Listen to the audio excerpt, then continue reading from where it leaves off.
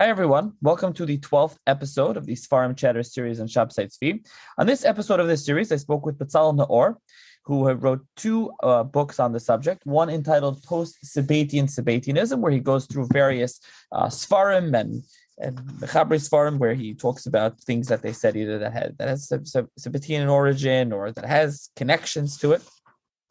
And the other book is called Caught in the Crack, Encounters with the Jewish Muslims of Turkey, which is about the Dönme, and it's about interviews that he conducted with descendants of those. So we discussed this and various things related to Sabbateanism. Once again, I would like to thank the corporate sponsor of this series, Gluck Plumbing, for all your service needs, big or small, in New Jersey, with a full-service division, from boiler changeouts, main sewer line snakeouts, cameraing main lines, to a simple faucet leak. Gluck Plumbing Service Division has you covered. Give them a call, 732-523-1836, extension 1. 732-523-1836, extension 1. And as always, if anyone has any comments, questions, feedback, or would like to sponsor an episode, please email me, seforimchatter@gmail.com. Hi, everyone. Welcome to another edition of the Seforim Chatter podcast and another episode in the Seforim Chatter Shabtai Tzvi series. On this episode of the podcast and the series, I'll be talking to Bezalel Naor, who is the author of two Sabbatean-related books, one called Post-Sabbatean Sabbateanism, and the other one called Caught in the Crack, Encounters with the Jewish Muslims of Turkey, which he wrote under a pseudonym, Reuven Alpert, and that's about the Dönme. So thank you, Bezalel, for joining me. Well, thank you, Nafi, for having me. So let's start off. Tell the listeners a little bit about yourself and your background. Okay. I was educated in both yeshivot and universities. So in that sense, I'm kind of an amalgam of two worlds. And most people know me for my research of Rav Kook. However, I have this other line of research that I've pursued over the years, which is Sabbateanism. And as you said, I came out with two books, Post-Sabbatean Sabbateanism, which is more academic. By the way, it has a beautiful endorsement by Moshe Idel. Can I read his blurb? Naor's studies illumine the great variety of spiritual developments generated by Shabtai Tzvi's messianic claims and Nathan of Gaza's theology. These studies of the reverberations and the reception of Sabbateanism in hitherto neglected sources are a major contribution to the understanding of Judaism in the aftermath of Shabtai Tzvi's death. And as your listeners know, Moshe Idel is one of the greatest authorities alive today on Kabbalah. So I was very happy to receive that encomium. The other book, Caught in the Crack, pivots on interviews that I conducted in Greece and Turkey with Dönme,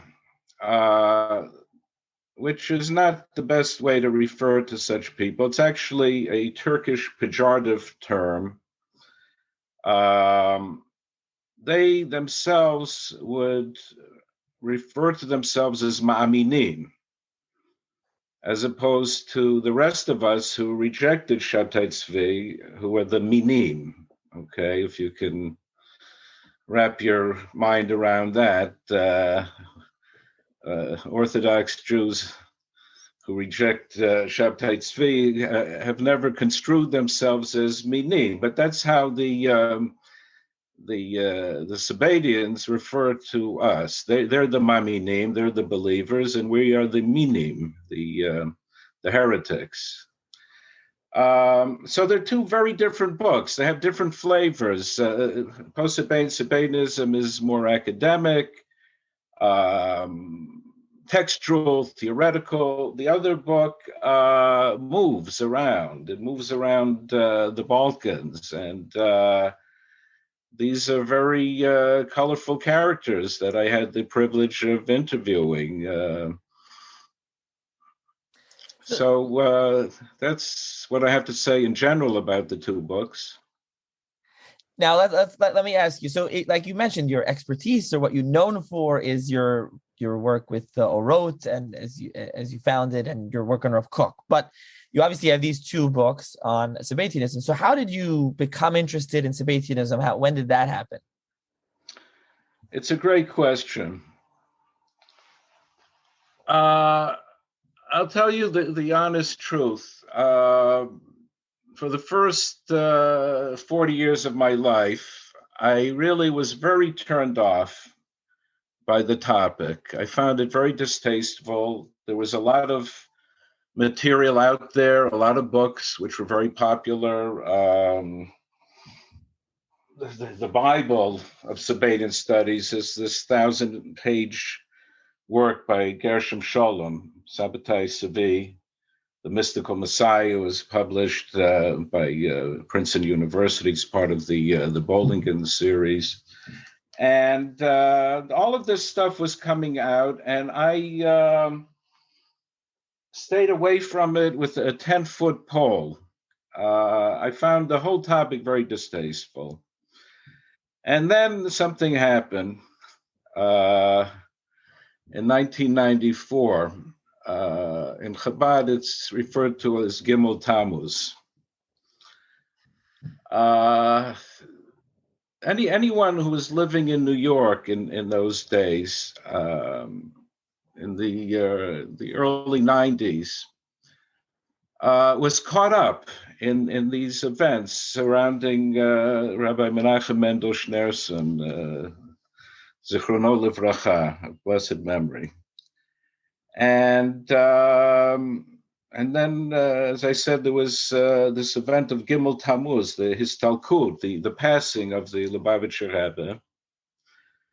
And that got me started on Sabbatean studies. Now, the Rebbe himself had asked his Hasidim to study the Rambam, Hilchot Mlachim. You know, at the end of Rambam's Mishneh Torah, at the end of Hilchot Mlachim, there are two chapters about Mashiach. And the Rebbe had told the Lubavitcher Hasidim that they should study this in preparation for Mashiach, and especially during the 3 weeks, Bein HaMetzarim, between Shiva Asar B'Tammuz and Tisha B'Av.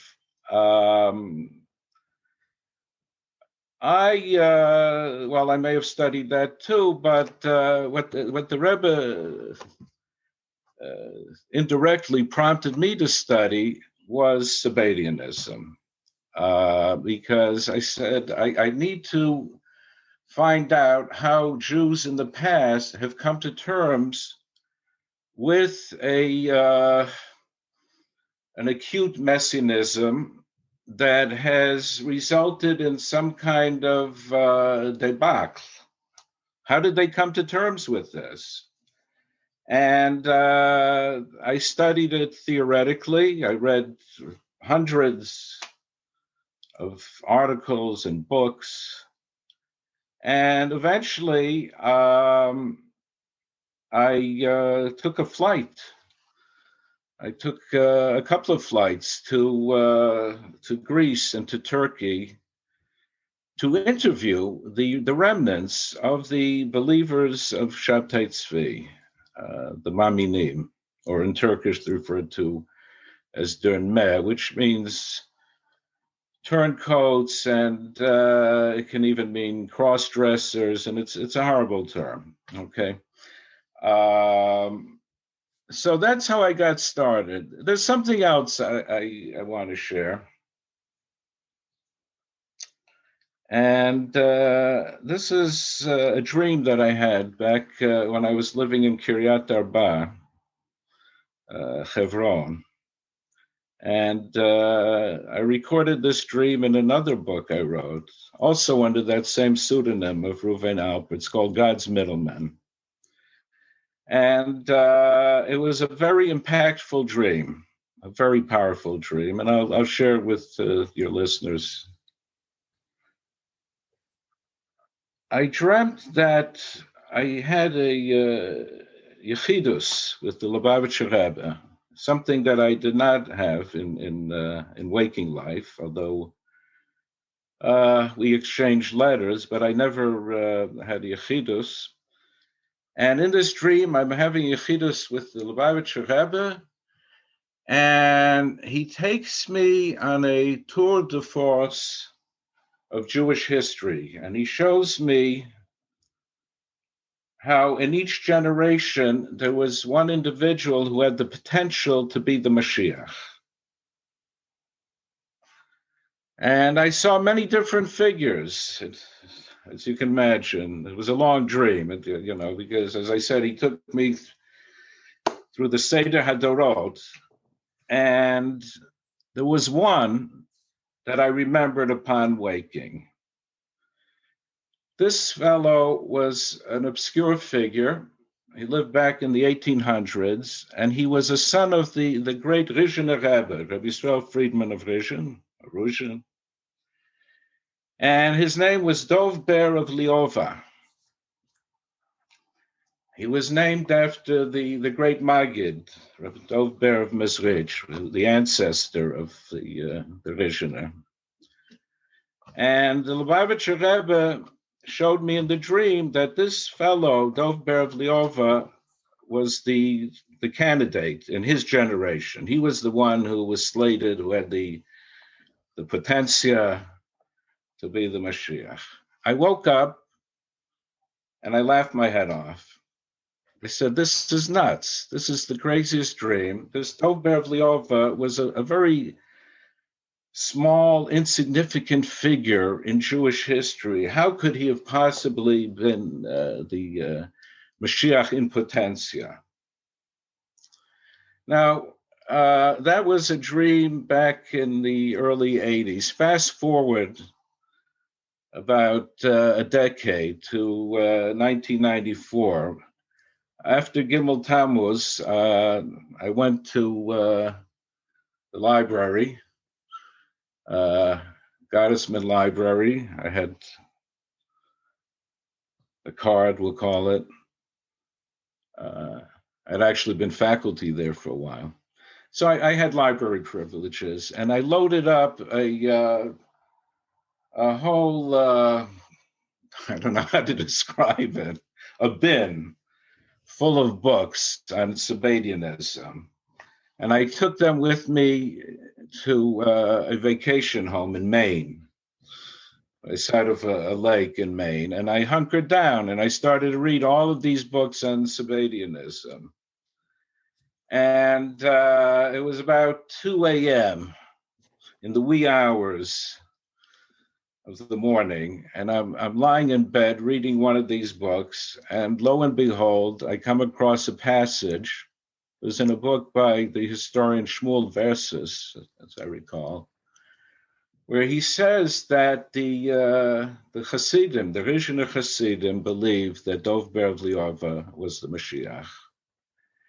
And unfortunately, he had a great nefilah or mapalah.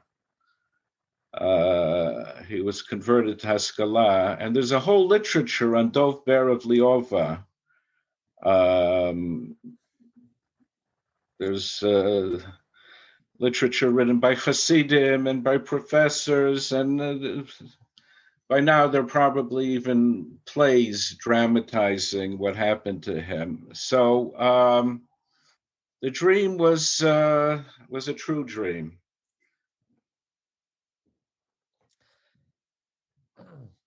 So I was like, oh, what do I say to that? That's a very interesting dream and this. So you have this. We have to come back to waking life, right? Yeah, that's where I was going to go. So you have this dream, like I said, you're reading these books after the Lubavitcher Rebbe dies. So from there, how did you get to, okay, I'm not only going to look into this and read about this, I'm going to write these 2 books. I'm going to actually research it enough to write 2 books about the topic. All right.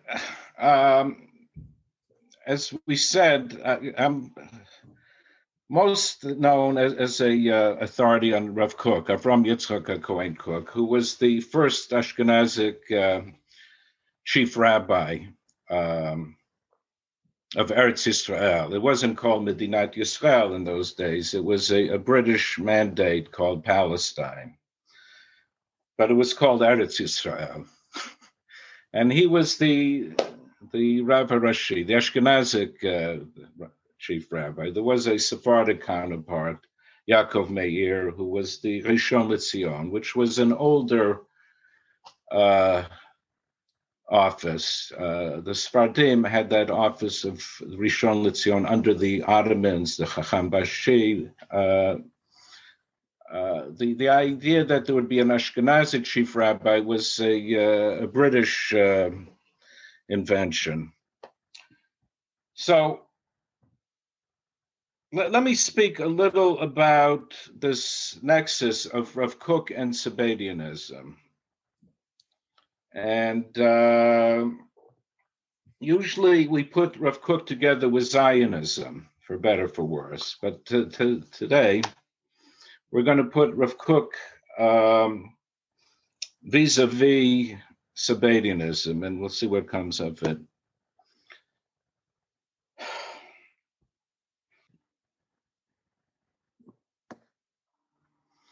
Yeah, all right. So we're going to talk about Rav Kook vis-a-vis Sabbateanism. First of all, before we do that,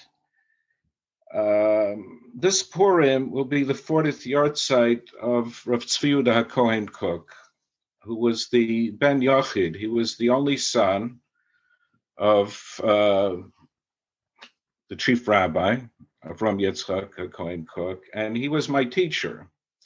I was never formally enrolled in his yeshiva Merkaz Harav, but I had the zchut, the great merit and privilege to have many one-on-one sessions with Tzvi Yehuda Kohen Kook, and he passed away at Purim, the Prazot, Tavshin Membet, and so this Purim, Tavshin Pei Bet, is exactly, it's 40 years. And Chazal tell us, that it takes the Talmud 40 years to really understand what his Rebbe was talking about.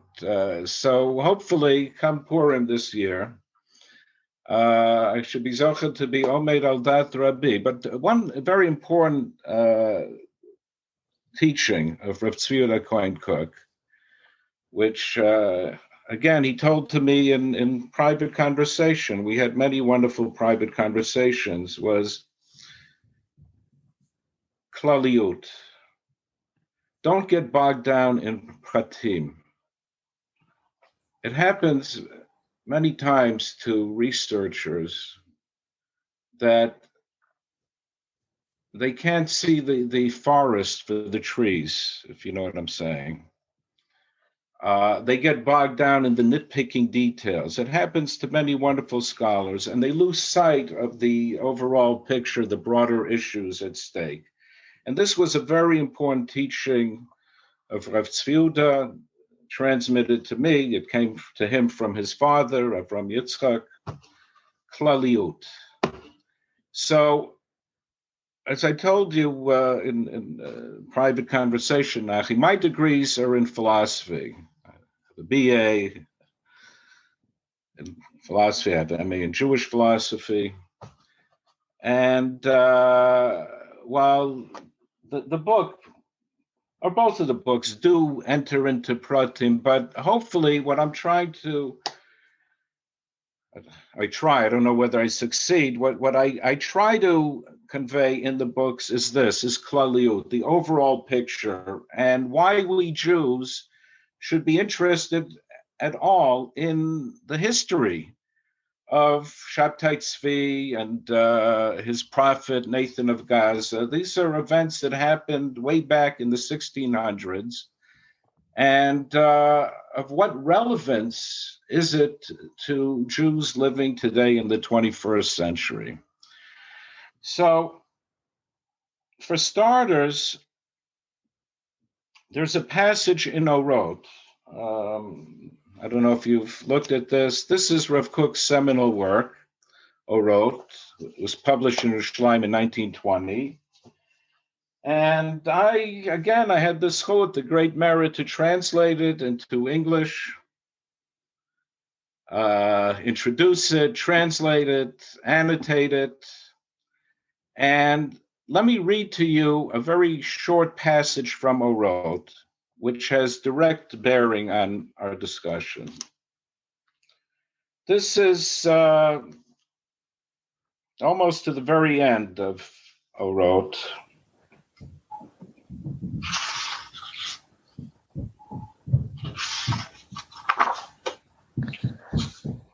It's in the section Orot HaTchiyah. It's Perek Ayin. That's chapter 70. And I gave it an English caption, Fallen Giants and the Flames of Inner Torah. Great masters affect the return of the fallen souls of Israel, not through externals, but by putting people in touch with the inner Torah. In this way, the fallen messianic potential of the national revivalist movement will be repaired. So that's my header, but let me read you Rav Kook's own words.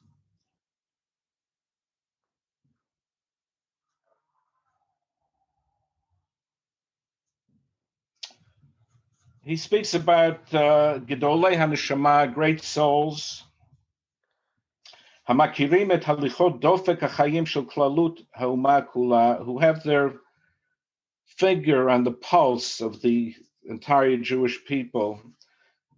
V'hem hem baalei hayesod ha'elyonim. In another version says v'hem hem baalei hasod ha'elyonim. These would be Kabbalists.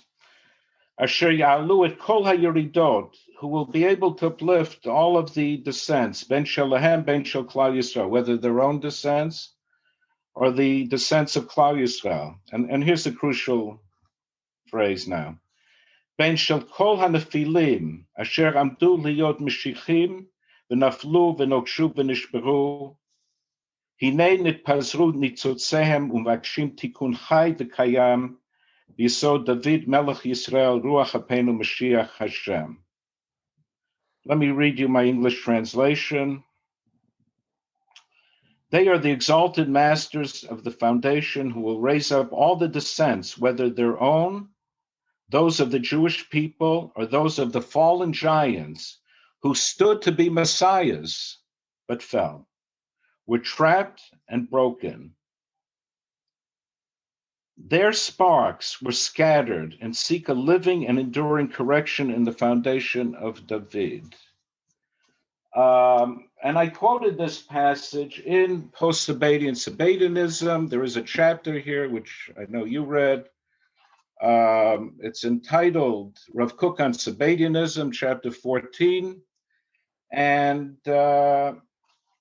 there I quoted a different version.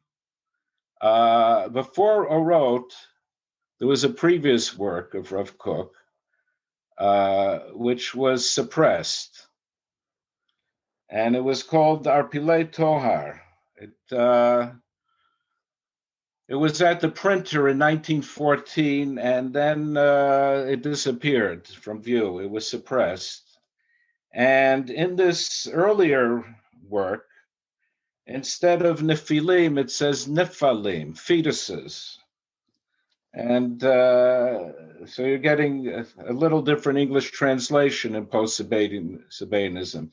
The fetuses who stood to be messiahs, but fell, were trapped and broken. Their sparks were scattered and seek a living, enduring correction, tikkun, in the foundation of David, king of Israel, the breath of our nostrils, the anointed of God.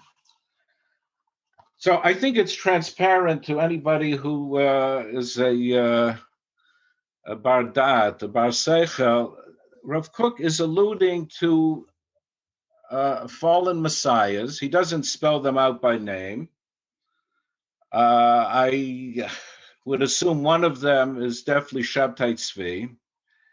And what happened to these neshamot, these great souls? Nephilim are fallen giants. Nephilim are aborted fetuses. It's based on the Aramaic bar nifle. In Perek Chelek, you have the Aramaic term bar nifle. And the Vilna Gaon, in his commentary to the Tikkunei Zohar, explains the term bar nifle. That just as sometimes there's a pregnancy that doesn't make it to full term, and the fetus is spontaneously aborted in, I don't know, the 7th or 8th month. So the Vilna Gaon says that there were bar nifle, there were neshamot that had the potential to be the Mashiach of their generation, and it didn't come to fruition. So they're nephalim, they're fetuses that didn't make it full term. They were preemies. And but in the other version, the later version, it's changed from nephalim to nephilim, who were anakim, fallen giants. But anyway, the question is, what happened to the neshamot of these people? What happened to their nitzotzot, to use the Kabbalistic term, the sparks? And Rav Kook is following a tradition. You see it in the history of Hasidut, the Baal Shem Tov, Rabbi Sol Baal Shem Tov, the Besht, Shivchei HaBesht. It's recorded there that he tried to do Tikkun HaNeshama of Shabtai Tzvi. He tried to uplift Shabtai Tzvi's soul, and he was not able to. You had this authority on the history of Frankism, but in his talk, I didn't hear mention of what's written in Likutei Moharan concerning the Frankists. Rabbi Nachman Breslev, Rabbi Nachman Breslever, was a great-grandson of the Baal Shem Tov. In Likutei Moharan, it's recorded that the Baal Shem Tov died of 2 holes in his heart that resulted from the loss of this segment of our people. He felt that the Frankists, now, I can't go into the whole history of Frankism, and I'm not an authority. That's a century later. Shabtai Tzvi, his debak, his conversion to Islam, takes place in 1666. So a century later, in Poland, you have Jacob Frank and his followers who eventually were converted to Catholicism. And before that, there was a vikuach. There were actually 2 vikuchim. And the Baal Shem Tov felt that the rabbis didn't deal with this problem properly. He felt as long as that limb is still attached to the body of the Jewish people, there's hope for them. But once it's cut off, it's over. And Reb Nachman, his great-grandson, says that he died of 2 holes in his heart that resulted from the conversion of the Frankists to Catholicism, which for the Baal Shem Tov was a major tragedy when we lose Jews. So people like the Baal Shem Tov and his great-grandson, Reb Nachman, they were very busy with tikkunei neshamot, fixing souls. Rav Kook is famous for his outreach. Before we had Jewish outreach organizations, we had a one-man Jewish outreach organization. It was called Avram Yitzchak HaKohen Kook. And from the time that he arrived in Eretz Yisrael in 1904, right before Shavuot 1904, until his passing, Gimel Elul, 1935, he was constantly going out to the irreligious and anti-religious Jews who were very far from Jewish tradition, Jews who were disaffected, turned off. They might have studied in yeshivas, but they were very turned off and very bitter and scornful and hateful towards the rabbinic establishment. Some of them were chalutzim, living on kibbutzim, and others lived in Yafo. And Rav Kook was famous for this, for trying to reach out to brothers and sisters who were very far away from Yiddishkeit. So he was famous for that kind of tikkunei neshamot, but something that most people do not realize and may have difficulty relating to because it's a very Kabbalistic notion.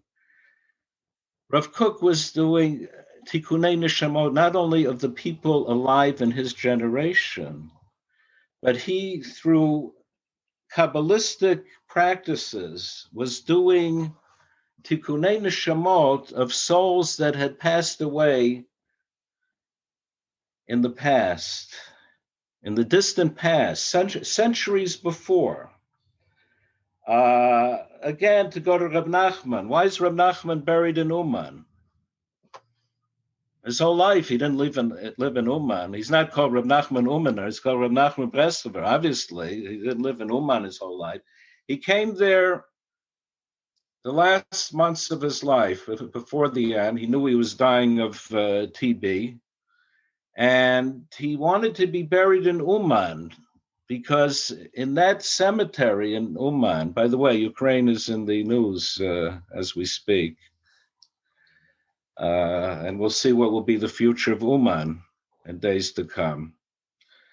Reb Nachman explained to his Hasidim that the reason he has to be buried in Uman is because in that cemetery, there are tens of thousands of Jews lying buried. He had to uplift those souls. So, as I said, the Baal Shem Tov wanted to uplift the neshama of Shabtai Tzvi, and Reb Nachman was doing tikkunei neshamot of souls from bygone eras, and Rav Kook was another such mikubal. Never forget, Rav Kook is a Kabbalist. He's a mystic. And he's trying to uplift the neshama of Spinoza. And there are books being written about that now, about Rav Kook vis-a-vis Spinoza. And this was not theoretical. We have a dut of his Talmud, Rav Yaakov Moshe Chalab, who was a Talmid Chaver of Rav Kook. Rav Kook said that when he and Rav Chalab are in the room, there aren't two people there. There's only one person. That's how close they were. And Rav Chalab revealed to his Talmud, Rav Yosef Leib Zusman, that when Rav Kook and Rav Chalab would do these tikkunei neshamot, they would actually see the neshama in the room with them. So it wasn't academic, it wasn't theoretical. This was a Kabbalistic exercise. I can't say in the flesh, in the ghost.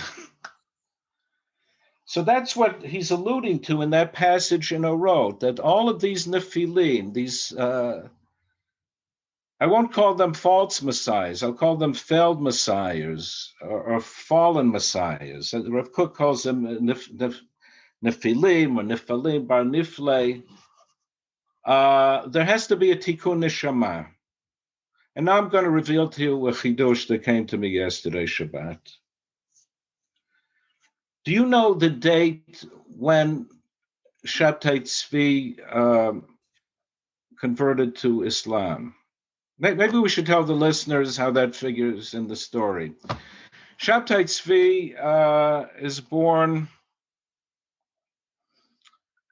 was it 1626? You know this better than I do by now. You've been doing so many of these sessions. 1626, I think. Yeah. Yeah, he doesn't live very long. He lives 50 years until 1676. The big year that we have to keep in mind is 1666. That's the crescendo of his messianic movement. And unfortunately, that same year, it didn't last very long. Within months, that same year, he was forcibly converted to Islam.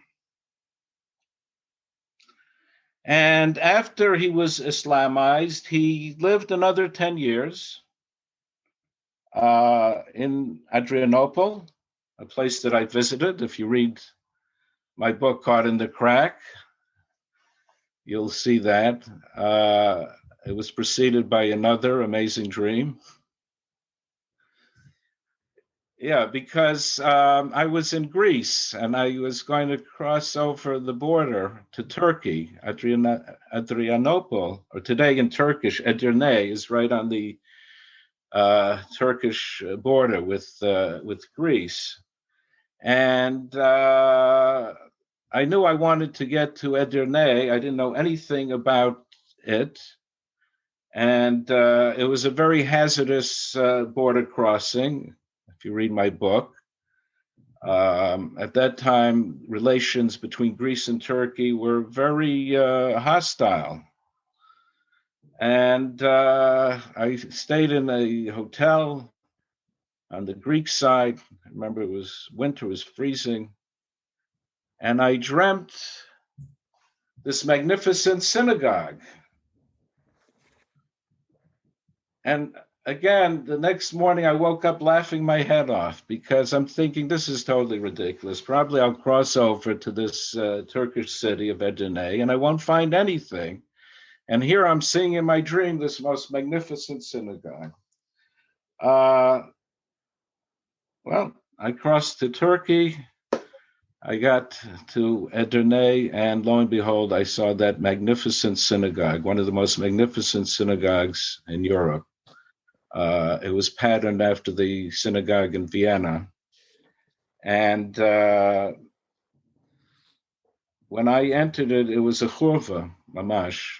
I was lucky it didn't fall down on me. There were no Jews living in the city. They had left long before. I visited the city and the cemetery. I did not meet one living Jew. And the Turkish Misrad Tayarut, the Bureau of Tourism, they asked me, maybe you want to go back to America and collect funds and we'll rebuild this magnificent synagogue, which is on the verge of collapse. And some years ago, it was rebuilt. Again, there's not a living Jewish community there, but it was of such historic importance that synagogue was rebuilt. Anyway, the last 10 years of Shabtai Tzvi's life were spent in Edirne or Adrianople, and from there he was banished to Albania. Albania, to the Ottoman Empire, was what Siberia was to the Russian Empire. Okay, it's a place where you were banished to, like the Russians would banish you to Sibir, so the Ottoman Turks would banish you to Albania. And there's a question where Shabtai Tzvi is exactly in Albania.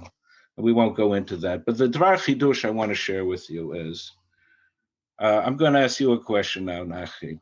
What was the exact date that Shabtai Tzvi was converted to Islam? This was in the presence of the Sultan, the Padishah of the entire Ottoman Empire, who was holding court in Adrianople, and Shabtai Tzvi is brought in to him, and he's given a choice. Either you convert to Islam or off with your head.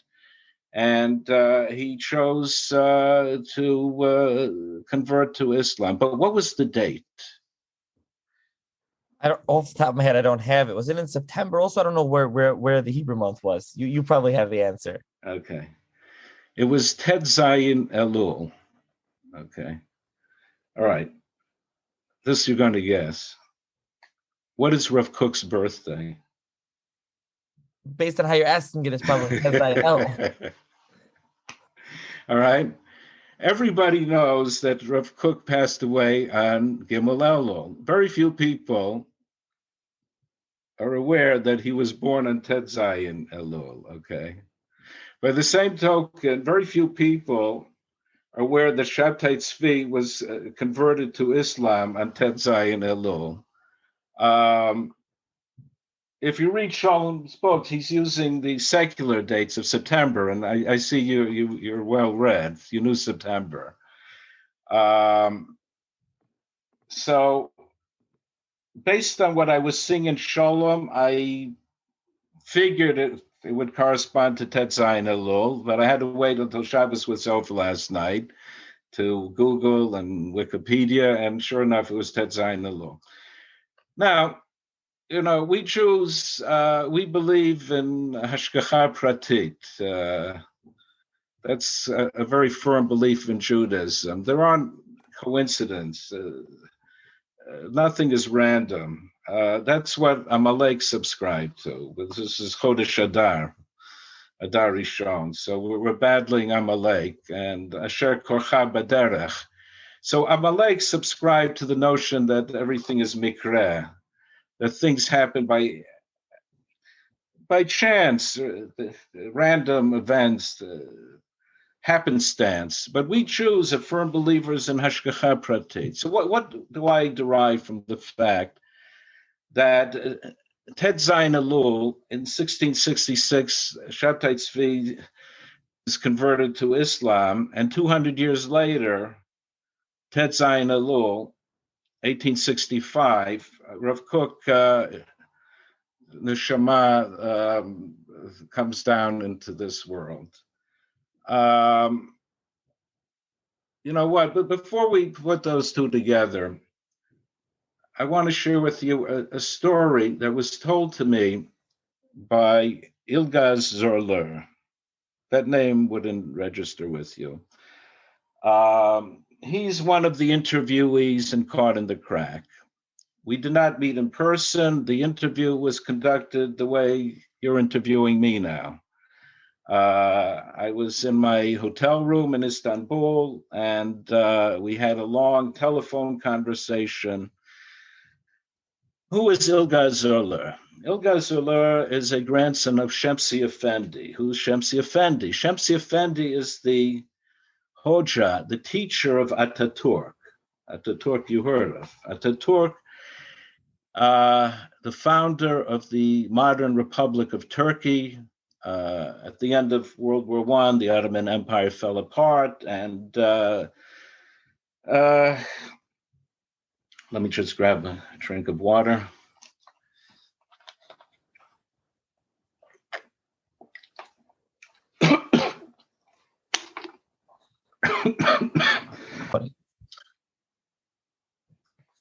In the 1920s, Ataturk founded the modern Republic of Turkey. Ataturk, as a boy, studied in Saloniki or Salonika. At that time, it was part of the Ottoman Empire. And Saloniki, or today in Greece, it's called Thessaloniki, was the, what should we call it? It was the Yerushalayim of the Dönme. That was their center. And in Salonika, you had Muslims on the one hand and had Jews on the other hand, and caught between them, you had the Maminim. And it was a sizable population. And they were significant not only numerically, but also politically and otherwise. And they had schools, they had very good schools. They were forward-thinking, they were modernists, they were very fond of French civilization, and their schools were French-speaking. And Ataturk, who was not Dönme, to the best of our knowledge, His mother was a more devout Muslim. His father was a modernist, and he wanted his son to receive a great secular education, and he enrolled him in one of the three schools of the Dönme. And his teacher there was a fellow by the name of Shemsi Effendi, who's buried in Istanbul, and he was a Dönme. And I interviewed in Istanbul his grandson. His name is Ilgaz Erler. And Ilgaz revealed to me a Dönme tradition concerning the Islamization of Shabtai Tzvi, his forcible conversion. And before I tell you the actual story, I just want to give a brief psychological preface. When a Jew who was presumed to be Mashiach fails in his mission, or does not come full term, is a nefel, a preemie. How do his believers deal with that? As well, you can appreciate it creates what psychologists call cognitive dissonance. It's very tough to come to terms with that. You believe in a man that you believe that a certain individual is Mashiach, and the next thing you know, oops, he's a Muslim. He's converted to a different faith community altogether. How do you deal with that? And there's a tradition in one of the Dönme communities. They're divided in three. There's the Yaakov Lar and the Kapanji Lar and the Karakash Lar. Lar is the plural form in Turkish. So Yakubis and Kapanjis and Karakash. Anyway, one of the three communities preserved this tradition. That Shabtai Tzvi, when he emerged from the Sultan's palace, opened up his great coat, and a bird flew out from his breast. And that was his neshama leaving him.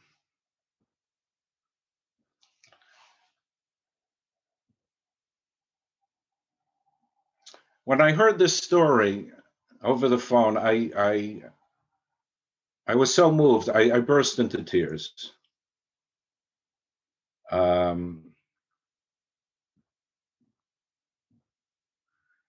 So to come back to Tet Zayin Elul, you have this neshama of Shabtai Tzvi that leaves, and figuratively, as a bird, it just flies out from his breast, and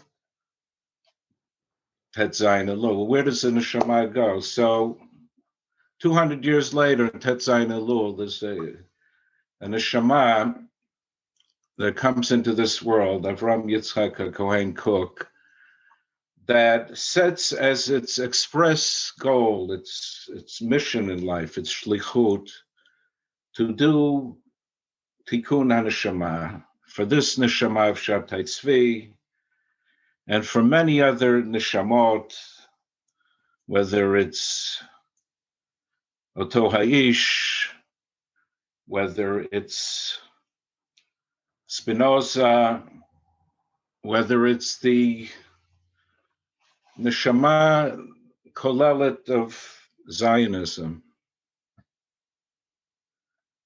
So the book, Post-Sabbatean Sabbateanism, to come back to Lamata Mesot Tvachim, as its name indicates, it deals with the movement after the death of Shabtai Tzvi. And that was in 1676, somewhere in, he dies on Yom Kippur. He's born, of course, on Tisha B'Av, Shabtai Tzvi, according to the tradition, and he dies on Yom Kippur, which is a very fitting day. guy's a Baal Teshuvah and Yom Kippur. His Navi, Natan Ha'azati, Nathan of Gaza, survives him by 4 years. He passes away in 1680. We know exactly where he was buried, in Skopje, or Iskopje, Macedonia. Fyrom, Fyrom, former Yugoslav Republic of Macedonia. At least that's the way the Greeks refer to it. There's a lot of politics there.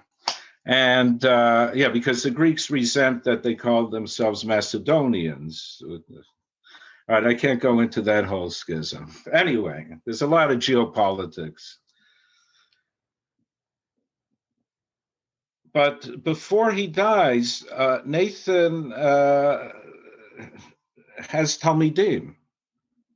He has a very profound Kabbalistic teaching, Nathan of Gaza. He and his believers saw him as the Gilgul of the Ari. The Ari had made, that's Rabbi Yitzchak Luria in Sfat, passes away in the 1500s. I think it was Shin Lamed Bet, if I'm not mistaken. That would be 1572 in Sfat. And the Ari makes an elliptical statement before he dies that if you're Zocher, I'll come back again and complete the teaching. And Nathan of Gaza saw himself in this role as Rabbi Isaac Luria Redux. There's no doubt that he's a world-class Kabbalist. So, without exaggeration, I'm not a Baki b'Torah Gilgulim. I cannot tell you whether Nathan of Gaza is a reincarnation of the Ari, but what I can tell you as a student of Kabbalah is that his works of Kabbalah, the magnum opus is Sefer Bria, which was recently published by Lior Holzer of Holzer Seforim in Jerusalem, and the other work, Zmir Aritzim, are major works of Kabbalah. So again, whether he is truly a Gilgul of the Ari, I'm not an expert on Gilgulim, but there's no doubt that he is a world-class Kabbalist, and he has Talmidim. And his teaching is preserved through the Talmidim and Talmideihem, and they spread throughout Europe. He had a midrash in Salonika those last years, and the Talmidim spread out, the teaching spread out. They go as far as Amsterdam. One of the fellows that I deal with in Post-Sabbatean Sabbateanism is the Sephardic chief rabbi of Amsterdam. His name is Solomon Eilion, Chacham Shlomo Eilion. Was someone who imbibed the Kabbalah of Nathan, and he himself wrote Kabbalistic treatises. So this is somebody who's very high placed in the rabbinic establishment, as well you can imagine. He's the Sephardic chief rabbi of Amsterdam. And he was powerful enough at one point to run out of town, two men. One is named Chacham Tzvi. That's how we refer to him. Reb Tzvi Ashkenazi, the father of Rav Yaakov Emden. And the other one was Rav Moshe Chajiz. And you can read about that in Elisheva Kalbach's book, Pursuit of Heresy, which is a study of Rabbi Moshe Chajiz. But who are some other very important disciples of Nathan? And they may not be direct disciples, Talmidim. They may be Talmidim of Talmidim, disciples. In Italy, you have Rabach. Who's Rabach? Rabach, that's Rabbi Binyamin Cohen. He is the father-in-law of Rabbi Yeshaya Bassan, or Bassani. Who's Rabbi Yeshaya Bassani? He's the Rebbe of Ramchal. Everybody knows Ramchal. Every yeshiva boy, whoever has studied Mesilat Yesharim, knows Rav Moshe Chaim Luzzatto. Well, Luzzatto, unbeknown to the Bachurei Yeshiva, is someone who studied the writings of Nathan of Gaza. He studied the Kabbalah of Natan Azati, Sefer HaBriyah. So in Germany, Yaakov Emden and Moshe Chajiz suspect Ramchal of being a Sabbatean. Ramchal was not a Sabbatean. He was not one of the Maminim, but he was a Talmud of a son-in-law of a very devout Ma'amin. And, Rav Yaakov Emden is the Joe McCarthy of Jewish history. You've heard of McCarthyism. McCarthy, in the McCarthy era, that's the early 1950s in this country. The saying attributed to Senator Joseph McCarthy is, there's a communist under every bed. So I think for Rav Yaakov Emden, we could say the same thing. There was a Sabbatian under every bed. But you know what? If you accuse enough Sabbatians, eventually you'll come up with the real thing, right? Just like Joe McCarthy accused so many people that eventually he did uncover some genuine communists, some Reds. So Rav Yaakov Emden accused so many people of being crypto-Sabbatians, or post-Sabbatean, that some of them actually were. In this case, he was right and he was wrong when it came to Ramchal, Rav Moshe Chaim Luzzatto. And one of the chapters in the book is about Rabach. We'll come to Rabach in a second.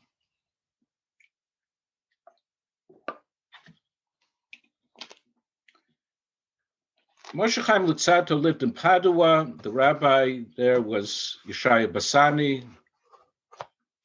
was a halachist. We have Shelot Utshuvot of Rabbi Yeshaya Bassani.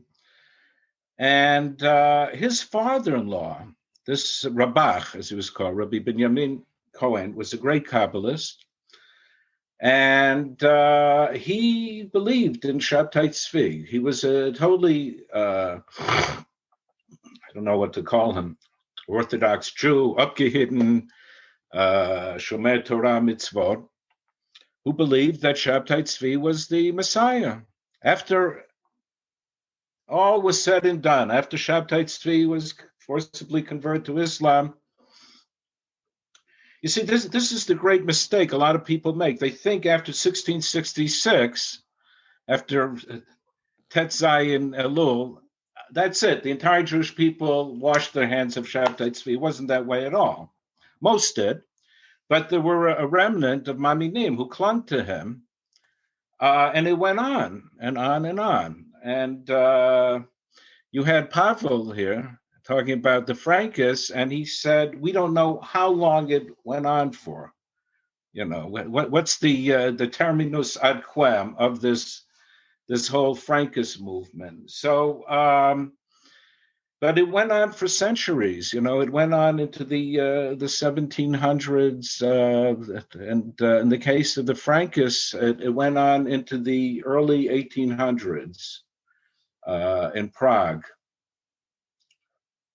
So let's talk about some of these rabbis who are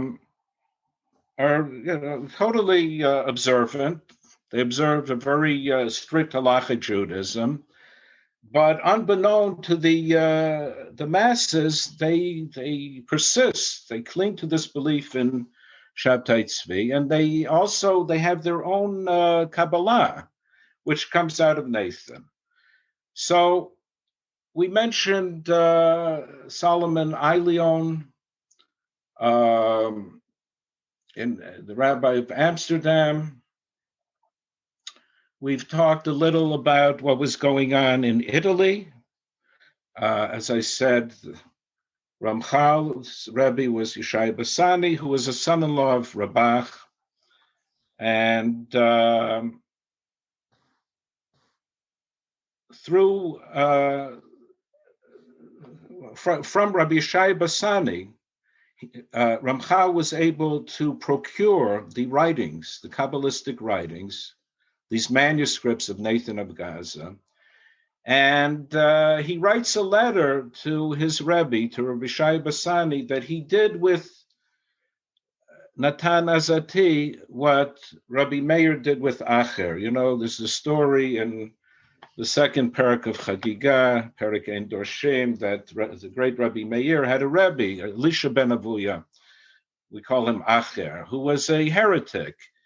And the question arises, how could Rabbi Meir study from such a man? You know, we're told that your Rebbe has to be Dönme Malach Hashem Tzvakot. You know, if your Rebbe is like an angel of the Lord of hosts, Torah yibakshu mipiu, then you can study Torah from him. But if he's not on that level of a Malach Hashem, so you're not allowed to study. So how did Rabbi Meir study Torah from Ach? So Meir, the answer is Rimon Matzah. He found a pomegranate. Klipato zarak tocho achal. He threw away the rind and he ate the inside, the delicious fruit inside. So Ramchal writes that that's what he did with the writings of Nathan of Gaza, that he did like Reb Meir did with Acher, that he threw away the klipa, all the stuff about Shabtai Tzvi, but the good stuff, that is sound Kabbalistic teaching, that he imbibed. So that was Ramchal. And as I said, he was suspected by Emden and Chajiz of being an outright Sabbatean. He was not.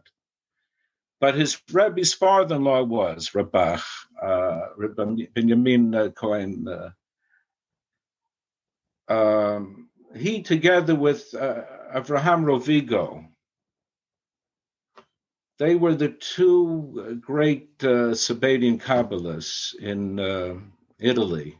This is in the beginning of the 18th century, of the 1700s. Now we're going to go over to Izmir, Turkey. We're going to head east. We're heading east, right? We started in Amsterdam at the west, and then we went to Italy. Now we're going further east. We're going to go to Izmir. In 1731, there's published in Izmir an amazing sefer, Chemdat Yamim, which you can buy in seforim stores, Chemdat Yamim. Ramoshet Suriel reissued it. And the editor was Al-Ghazi. Again, people in the yeshiva world study Maharit Al-Ghazi. If you're learning in Kollel, you're an Avrech, Jungelite, you're studying Bechorot. And in the back of the Masechta is the Ramban. And on Ramban, there's this amazing commentary of Maharit Al-Ghazi. But Maharit Al-Ghazi's father, Rabbi Yisrael Yaakov Al-Ghazi, who lived in Izmir, in 1731 publishes a work, Chemdat Yamim. And it's a very controversial work to this day. I just read something somebody sent me by Yechiel Goldhaber. And scholars continue to be machadesh chidushim in Chemdat Yamim, finding this, that, and the other. For many, many years, it was a mystery who wrote it. Emden believed that it was the work of Nathan of Gaza. Why did Rabbi Yaakov Emden believe this? The Joe McCarthy of Judaism, for a very simple reason. Embedded in Chemdat Yamim are three Zmirot signed by Nathan of Gaza.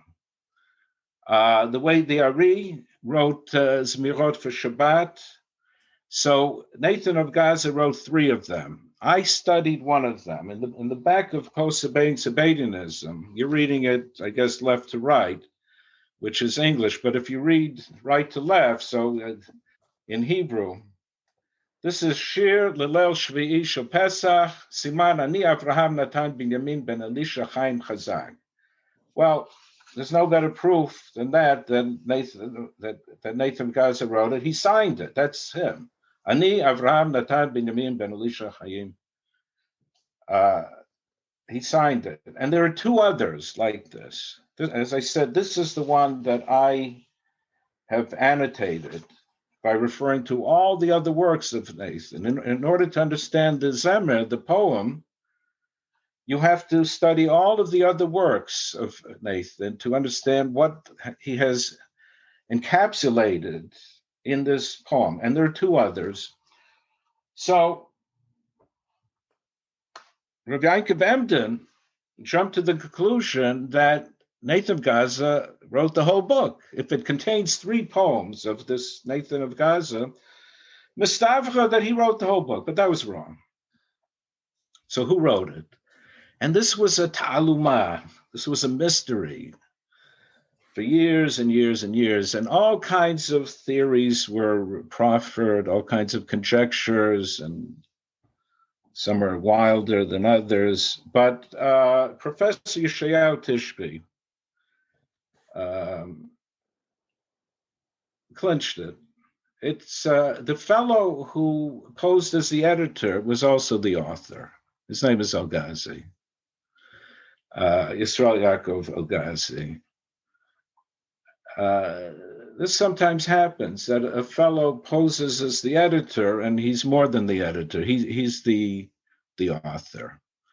And what Goldhaber is doing, is bringing more rayas, internal proofs based on very careful, meticulous textual analysis that in Achinami, that it was El-Ghazi.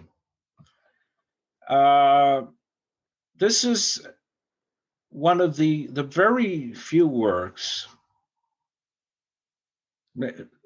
I guess we could say it's the only work of Sabbateanism to mainstream. The others were weeded out. The Rabbanim would catch on that the work smacked of Sabbateanism, and that would be the end of it. It would be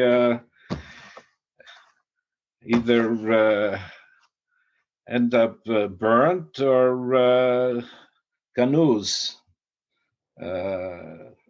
That would be a halachic question, what to do with it at that point. Do you burn it as a Sefer Torah Shektavo Min? Or maybe you don't have to burn it, you just Ligniza and Ramchal opines on that. But it would be disappeared. And it would it would be lost. And this one book, incredibly, despite Rabbi Yaakov Emden's outing it, survived. It managed to mainstream. It's found in many Jewish homes to this day. And I think I'm going to leave you, Nachi, with one anecdote, which is in my book, Post-Sabbatean Sabbateanism. It's very cute, and it bespeaks quite a bit. The Chida, that's Rabbi Chaim Yosef David Azulai, a great Sephardic luminary who starts out in Eretz Yisrael and becomes a Shadar, one of the Shluchei Eretz Yisrael, an emissary, and he travels through North Africa and Asia and Europe, and eventually settles down in Livorno, Italy, where he was buried. I know today he's in Har Nuchot in Givat Shul when you come in, but he wasn't always there. He never held any rabbinic position in Livorno.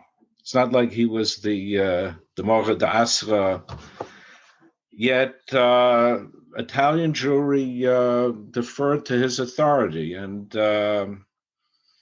one of my studies, which you're probably not aware of, it was published by the late, great Eitam Henkin, is a tshuva that I got a hold of, a manuscript. The Sabbateans had a custom to blow shofar on Rosh Hashanah at Hanetzach Hama. And one of the rabbis of Italy goes back and forth with the Chidah. And this rabbi defends the custom.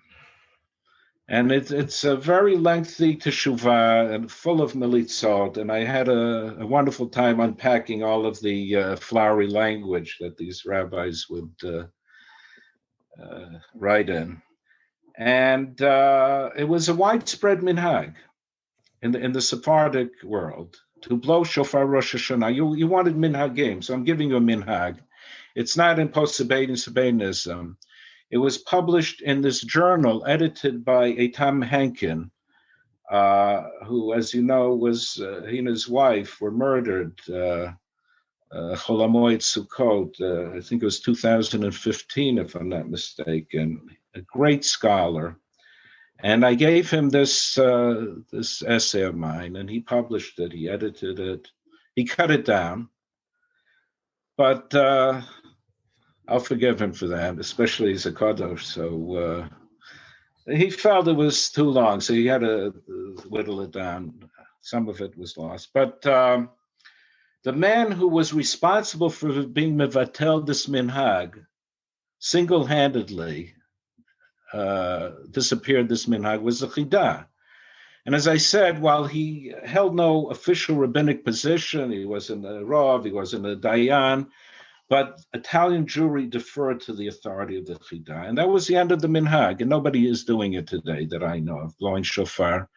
And they said, come on, unless you, Nachi, want to revive this minhag in Lakewood, you'll set up a shtibel there where they'll blow shofar at Hanetzach Hama.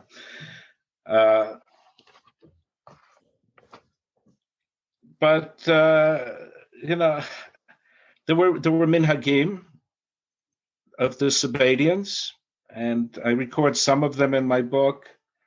And there was a literature, and most of it was disappeared by the Rabbanim. They did not want to know from this Sabbatean Kabbalah. Today, this Lior Holzer of Holzer Seforim Yerushalayim has published Nathan of Gaza's magnum opus, Sefer Bria. Any Jew can buy it, and you can get a sense of what his Kabbalah is all about. But the one book that miraculously survived all the onslaught of Rav Yaakov Emden, and it's amazing, is this Chemdat Hayamim. And so the story, I promised to leave you with an anecdote. Living in Italy, Livorno is the Chidah, and there comes to Livorno an Ashkenazic shaliach, and he badmouths the Chidah. He writes a letter back to the German Rabbonim that, lo and behold, Chaim Yosef David Azulai of Livorno has this book, Chemdat Yamim, in his possession, and he studies it, and he venerates it, and he teaches from it. Now, it just so happens that this Ashkenazic Shaliach had a very sordid reputation.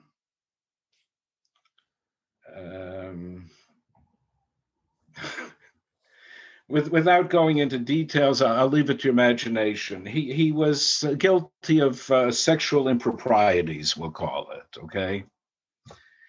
So the Chidah's response, he wrote a letter defending himself to the rabbis of Germany. He said, your friend, this Ashkenazic Shaliach, he accused me of Chemdat Yamim, but he's guilty of Chemdat Leilot.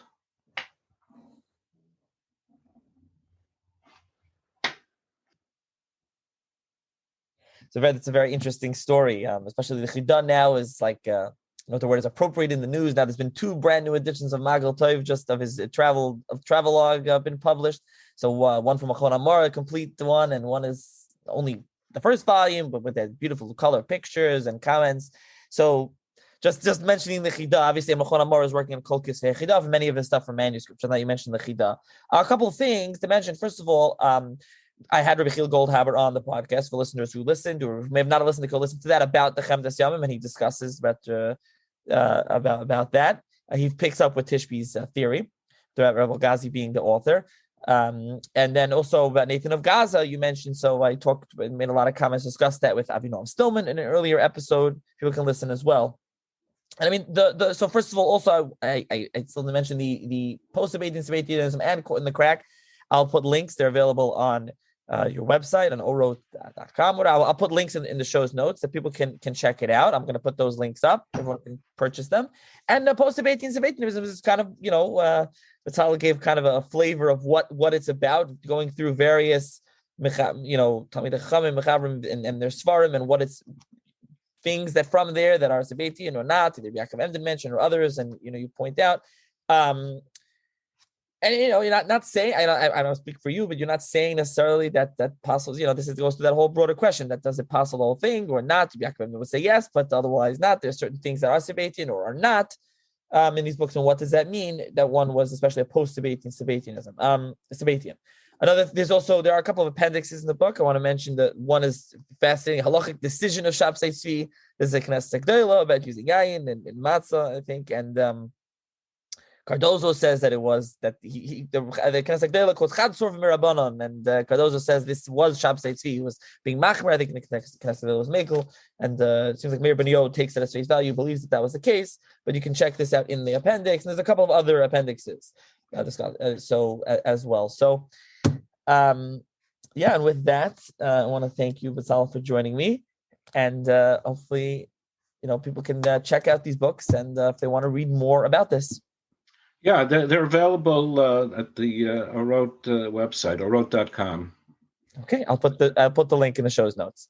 Well, thank you very much, Nachi.